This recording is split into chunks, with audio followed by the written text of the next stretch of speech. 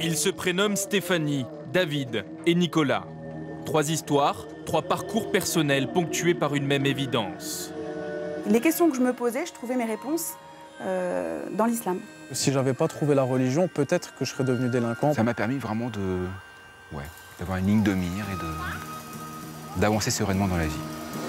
S'ils acceptent aujourd'hui de se livrer, c'est pour, disent-ils, ôter les verrous, casser les préjugés qui entourent leur conversion à l'islam. J'arrive. Stéphanie Desportes a suivi cette voie il y a plus de 10 ans. Je commence par qui? T'as faim? Cette Picarde de naissance vit aujourd'hui en région parisienne où elle élève ses 2 petites filles qui, comme elle, ne mangent pas de porc et parlent quelques mots d'arabe. Comment on dit, Manel? Tu dis Amdoula? C'est bien, c'est pas mal. C'est pas mal, c'est un bon début. On a fait ce choix de vivre avec nos valeurs dans l'islam. Donc on essaie d'inculquer également à nos enfants la même chose. Le mari de Stéphanie est d'origine tunisienne. En fait, j'ai une seule photo de mon mariage civil. Mais elle aime préciser qu'elle avait choisi l'islam avant même de le rencontrer. Un long cheminement né à l'adolescence. Voilà. J'ai beaucoup lu, j'ai été très attirée, très jeune par l'islam. Je me trouvais apaisée, je trouvais un climat de chaleur, je me sentais très bien, très à l'aise. Et après, quand je suis allée au contact de musulmans, j'ai eu le sentiment d'être à ma place. Mais pourquoi cette religion plutôt qu'une autre? J'ai fréquenté des établissements catholiques. Je n'ai pas été baptisée, mais bon, j'ai un petit peu baigné dans ce milieu-là. J'ai pas trouvé toute la tolérance et toute l'ouverture d'esprit qui me tenait à cœur. Si aujourd'hui son discours est assumé, cette assistante maternelle issue d'une famille de tradition chrétienne a longtemps vécu sa foi, secrètement. Je faisais la prière en me cachant. Ou... Ah bon? C'est-à-dire? Oui. J'allais me cacher, quoi. J'allais dans la chambre et puis je faisais la prière, mais c'était pas quelque chose qui se savait. Parce que vous aviez honte de vous être convertie? Pas du tout. Jamais j'ai eu honte de me convertir ou d'être qui je suis. Jamais. Pas du tout de la honte. Mais encore dans un souci de préserver les autres. Je suis Parce que vous pensiez que votre choix pouvait faire du mal à vos proches? Du mal dans le sens où c'est pas encore quelque chose qui est très compris. Je sais. Et justement, je pense que parce qu'on ne connaît pas, on a peur, on juge. Cette peur d'être jugé, rejeté par les siens, Nicolas l'apprivoise depuis 1 an, depuis qu'il se rend chaque semaine à la mosquée de Voipy, dans la banlieue de Metz. Vous venez tous les vendredis là? Tous les vendredis, oui. Pour profiter un peu de la sérénité, de la spiritualité ambiante. Wa alaykoum salam. Nicolas tient à nous présenter l'imam Al-Hussein, avec qui il a prononcé la Shahada.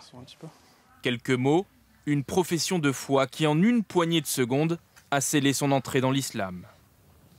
La ilaha illallah Muhammad Rasulullah. Donc il n'y a de Dieu que Dieu et Mohamed est son messager. Au moment où je l'ai prononcé et que j'ai fini ma récitation, c'était une sorte de libération. C'est-à-dire que j'avais plus de poids et j'étais redevenu léger. Quand il ne prie pas, ce fils de militaire étudie l'histoire, le Coran et l'arabe. Depuis sa conversion, il a repris des études. Lui qui, à l'adolescence, préférait les petits larcins au banc d'école. J'avais besoin de ne plus faire ces choses-là. En même temps, voler c'est tellement facile, se faire de l'argent c'était tellement facile. J'ai besoin de quelque chose pour me casser de ça parce que je savais que c'était mal. Et ce cadre-là, j'ai trouvé dans l'islam et nulle part ailleurs. Ça aurait pu être autre chose, mais je ne l'ai pas trouvé. On pourrait penser, à vous entendre, que l'islam est finalement une lubie comme une autre. C'est-à-dire? Vous entendez quoi par là? Une mode. Une mode? Je pense que la mode, c'est plus pour ceux qui commencent à s'intéresser à l'islam parce qu'ils ont des potes maghrébins ou une fille qui les intéresse. Moi, c'est pas du tout une mode, c'est juste que... Voilà, il y a tellement de désinformation sur l'islam qu'à un moment, moi qui suis une personne autodidacte et qui ai toujours aimé apprendre, il y a un moment, je me suis renseigné aussi, je me suis dit, il raconte pas mal de choses. Moi, ce que je vois au quotidien avec les gens de mon quartier, mon entourage, c'est pas ça. Comment vous expliquez que des gens comme vous, convertis, puissent faire peur à la société? Je sais pas, j'ai les yeux bleus, j'ai un joli sourire, je comprends pas. Chez les non-musulmans, l'image, c'est il s'est converti, c'est parce que le mec, c'est un voyou, il a été engrainé par un gourou, il va poser des bombes. Concrètement, j'en connais pas des gens comme ça. Selon l'imam de Voipy, 60 à 70% des convertis dans sa mosquée sont des jeunes adultes en manque de repères. Un profil qui a longtemps collé à la peau de David Boussion, aujourd'hui âgé de 40 ans. Aide-soignant, celui qui se fait appeler Daoud, son prénom musulman, vit en Bretagne. Alors dites-moi, elle est où la mosquée là? Alors la mosquée, s'il n'y en a pas, tout simplement, puisqu'on se trouve à côté de Lannion. La plus proche se trouverait à Saint-Brieuc, c'est-à-dire à quoi? À peu près 1h30, 2h d'ici. Coucou les bébés! David s'est converti à l'islam il y a 17 ans. Après un voyage en Inde, Ça va mon cœur? Bisous. Salam alaikum. et une longue maladie pour laquelle les médecins le disaient condamné. Appliqué, soucieux de ne rater aucune prière, 50, 60... il se tourne vers la Mecque, Allahu Akbar. 5 fois par jour. Allahu Akbar. Avec du recul, David reconnaît qu'il aurait pu basculer vers l'intégrisme au début de sa pratique. Il se souvient d'ailleurs très bien de ce qu'on lui disait parfois à la mosquée. Oui, mais tu es converti, mais tu ne seras jamais un vrai. Quelque part, c'était ça.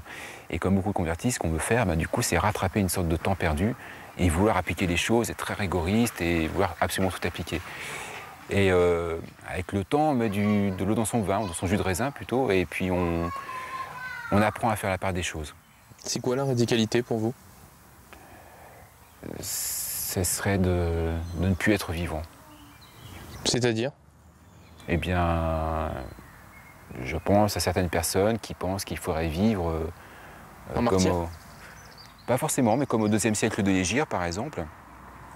C'est-à-dire 2 siècles après la révélation de l'islam en Arabie. Comment vous réagissez quand vous entendez les services de renseignement, par exemple, qui disent que la principale menace pour la France vient des gens convertis comme vous? Oui, on peut effrayer quand on ne connaît pas du tout, quand on ne sait pas ce que c'est. Quand on entend certains discours, quand on voit certaines images qui se passent ailleurs, voilà. Ou pris dans un autre contexte, avec d'autres commentaires qui font que ça change absolument toute la nature des choses. Selon le service des cultes du ministère de l'Intérieur, 4000 personnes se convertissent chaque année à l'islam en France, contre 2900 pour le catholicisme et 300 pour le judaïsme.